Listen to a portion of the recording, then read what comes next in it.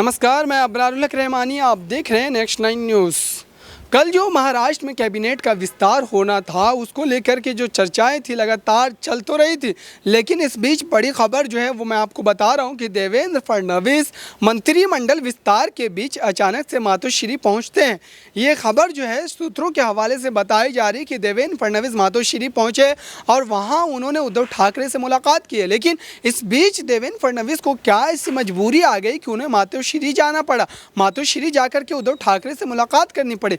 कहीं ऐसा तो नहीं है कि एकनाथ शिंदे को सीएम बनाने के बाद से उनकी जो नाराज़गी है वो और ज़्यादा विकराल रूप जो है वो इख्तियार करती नज़र आ रही है, क्योंकि देवेंद्र फडणवीस को लगातार ये उम्मीद थी कि महाराष्ट्र में उनको सीएम पद जो है वो दिया जाएगा। लेकिन अचानक से केंद्रीय नेतृत्व की तरफ से एक बयान आता है और उनके इस ख्वाब को चकनाचूर कर दिया जाता है और सीएम एकनाथ शिंदे को बना दिया जाता है।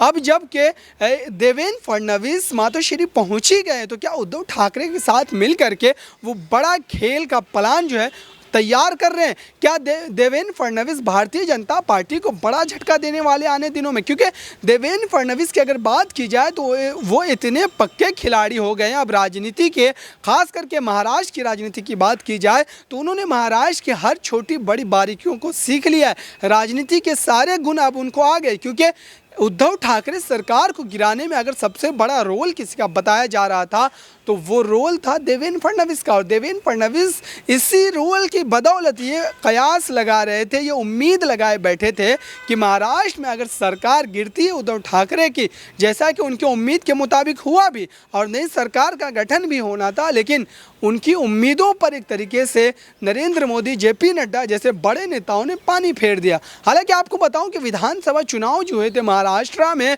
उस समय भारतीय जनता पार्टी से लोग कहीं ना कहीं जो इत्तेफाक करते हुए नजर आ रहे थे, लेकिन उनकी नाराज़गी देवेंद्र फडणवीस से थी।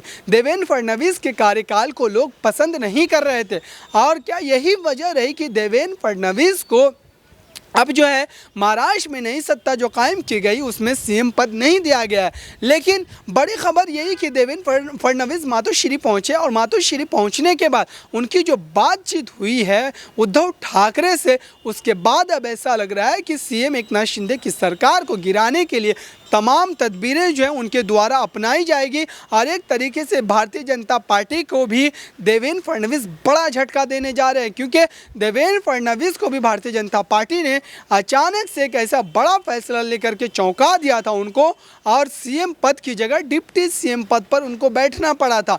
और साथ ही अगर बात की जाए तो उन्होंने इसके खिलाफ कोई बड़ा बयान अब तक नहीं दिया, लेकिन देवेंद्र फडणवीस चुपके से एक बड़ी रणनीति के तहत काम करने वाले नेताओं में शुमार किए जाते हैं, जैसा कि उन्होंने उद्धव ठाकरे सरकार को गिरा करके साबित भी कर दिया है। फिलहाल के लिए इस रिपोर्ट में इतना ही। देखते हैं कि आने वाले दिनों में देवेंद्र फडणवीस क्या कोई चौंकाने वाला फैसला ले सकते हैं। देखते रहिए ताज़ा तरीन खबरों के लिए नेक्स्ट 9 न्यूज़ को। धन्यवाद।